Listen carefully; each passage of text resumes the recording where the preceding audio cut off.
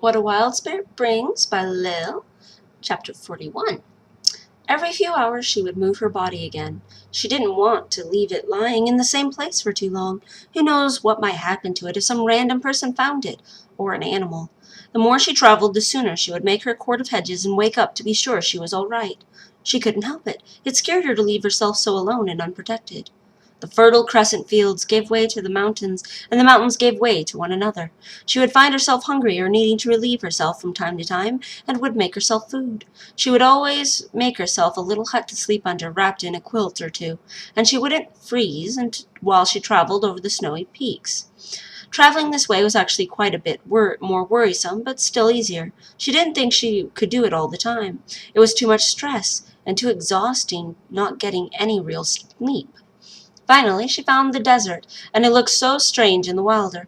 Black hills with no black plants under a purple sky, and both seemed to go on forever. When she woke up, the dunes were almost golden. The sand was brown closer to the mountains, but it was brighter and brighter colored the further into the desert she moved. The sky was cloudless and bluer than any blue she'd ever seen.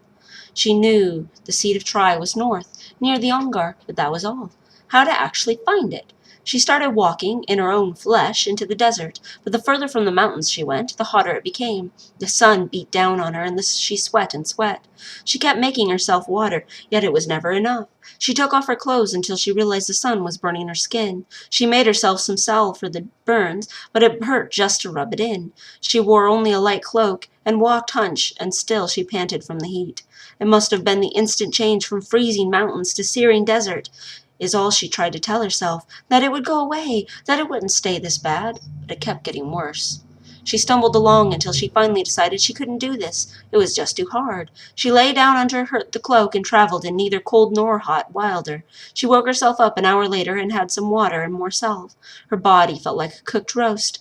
How could the Enthel live here? She didn't know if she could do this after all.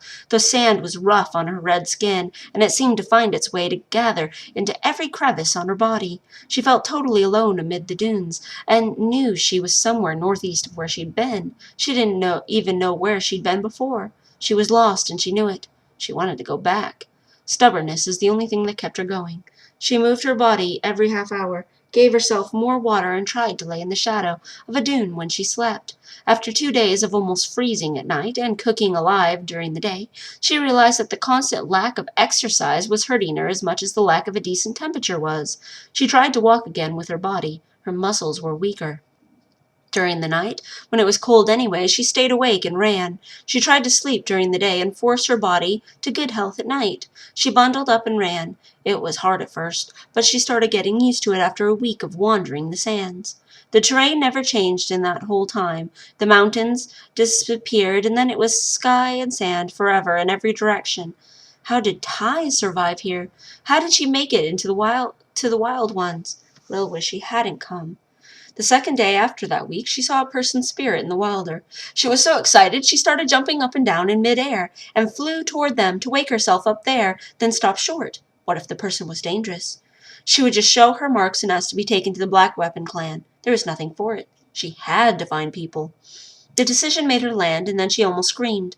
The black snow falling hadn't looked as bad as this. Black sand coming toward her in a swirling wall, faster than she could fly. The spirit disappeared as the person woke up. She hurriedly made her court and leapt in. Even before she opened her eyes, she could hear the wind howling and feel the rush of the sand. She heard a voice shout, and then she was being leapt on and held down. She tried to fight the person off, but they remained over her, holding thick sackcloth over both of them. Then the sandstorm hit, and she and the person both stilled. The sand poured under the cloth, and the weight bore down on them. The roaring of the wind was so loud Lil didn't think she could have screamed and hurt herself. Maybe she did scream. Probably. It lasted for a while, but finally the roar dimmed quickly into nothing. The person over her started to rise, pushing the cloth up from the top and then sliding out, sand gushing around her hair. She followed from under the smothering sand. She found herself looking at an Entha with his spear hefted. Other Entha were coming up from the sand, all males. They all had marks, and all wore the same round silver bead on their loops, with a star and dagger on them. She didn't know what clan that meant. May you ever have shade and water, and thank you, Lil started. Black Weapon? This far north? Alone? He said, putting down his spear's butt into the sand. Yes, well, I am on my way to the seat of Tri. Alone? The others were gathering around her, eyeing her up and down, looking confused and some even disgusted.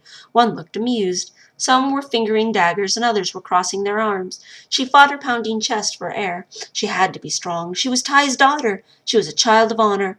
I was foolish to try alone, I admit it, but I sort of lacked much choice in the matter. "Oh?" asked another man with 2 red beads, one marked for a parent and one was his own. "Well, I suppose I couldn't ask you for directions there. I think I'm off track a bit." After studying her longer, then finally shaking his head, the first one said, "You were not raised among your clan. You were raised Greenlander, methinks." "I was, but Tindra is proud to call me clan sister, and the wild ones Blackseen and Trixie will have your heads if you hurt me." It sounded desperate, and she knew it. Throwing out the biggest name she dared was her last strategy before fleeing to the wilder and hoping she could move her body fast enough. They all looked amused now. "A run-off trainer. I see. Well, to the seat of Try you go then, child, but you may wish you had kept on running back to your Greenlands. Runaways get more than their fair share of beatings. Suppose we will have to take you, seeing that you looked like you never lived in the desert for even a month of your life." The men started laughing. Little Spirit started flaring. She wanted to slap some honey on the lot of them and watch them try to go anywhere without turning into a walking dune themselves. The thought made her smile. "A happy runaway," the man said. "Well, whatever is. I am Jix, and this is the 59th entent of the Nightblade clan. Well, Jix, I am not a runaway. I am trained from within the wilder. I have never even been to the land of dunes before now, but I have to go to the seat of Try. I don't need an escort, just a direction, please. I can move myself much faster without you to slow me down." Apparently she had insulted him because every spear was suddenly up except his, and even he had a dagger from nowhere held lightly in each hand. She might have been a little gruff saying it, but it was all true. What did she say wrong? "A race, then." "What?" "You are faster than I. You said it. You challenged my honor." "No, no! You lie about your words?" "No, I did say that, but it isn't how I meant it. Not running. I can move my body faster." "Now you mock me, little trainer!" he almost shouted, shoving his knives back wherever they belonged. He tore off his coat and tossed it to the man with 2 red marks on his chain.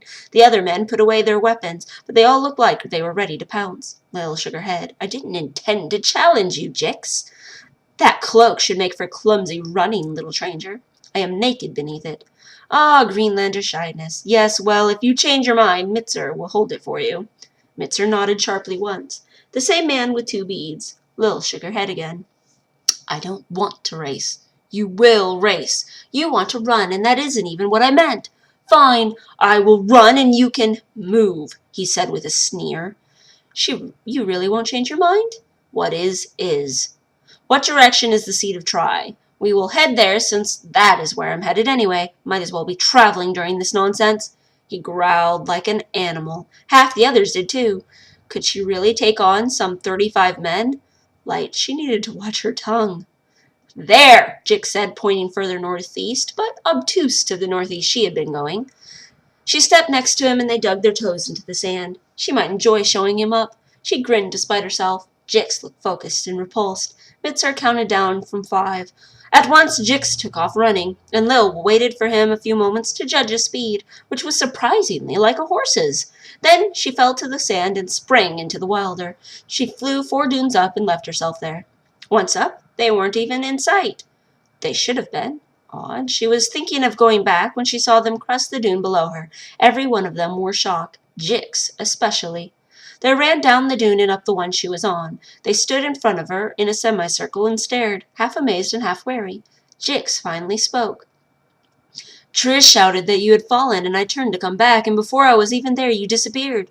We tried to find some trace of you, but finally I decided this must be some trick, and you would be running away toward the Try. So I came expecting to catch up to a running girl and find instead you standing waiting impatiently for us to come." He shook his head, openly befuddled. Lil wanted to laugh. Instead, she tried to wear a Haldani face. "So you understand why I said I had no interest in challenging you?" "I see." "Good. Now I really must be off, and thank you again for your help, Jix. May you ever have shade and water. Before you leave, please, what are you called?" "Little Brave One among my clan sisters." He laughed with a snort and shook his head again. "Who gained the mark?" Mitzer asked abruptly. "Ties," Lil said, allowing her pride to show. Light, Jix gasped. No wonder if a daughter of ties. Mitzer looked annoyed. The other men started pounding their chests 3 times, though. Jix looked at her with new wonder. Did you know my mother, Jix? No, but who doesn't know of her? Such a spirit no woman ever had. She could have taken any of the 3 seats with ease and chose none, and at half the age of any other before. She was born a Greenlander for Light's sake, and still she could. Lil smiled. She couldn't help it. Her mother had been the greatest woman alive. Would she be able to live up to that? Did the boy survive? Shouted a man, and Jix gave him a sharp glance. Forgive him. We all know about the prophecy, but we still should hold to the law. He will be silenced. Lil didn't know what that meant, but from the tone it was unpleasant. She didn't know what prophecy Jix meant either, but when he mentioned it, all of them were looking at her so intently, as if she were part of it too. Would it seem bad if she didn't know? Well, again, thank you for your help. He nodded sadly, and she suddenly realized that he had been hoping she would answer himself. But he said, and may you ever have shade and water, little brave one. Then the whole entente turned and dashed off toward the west. She watched after them long after they had gone. What prophecy? About Ashen?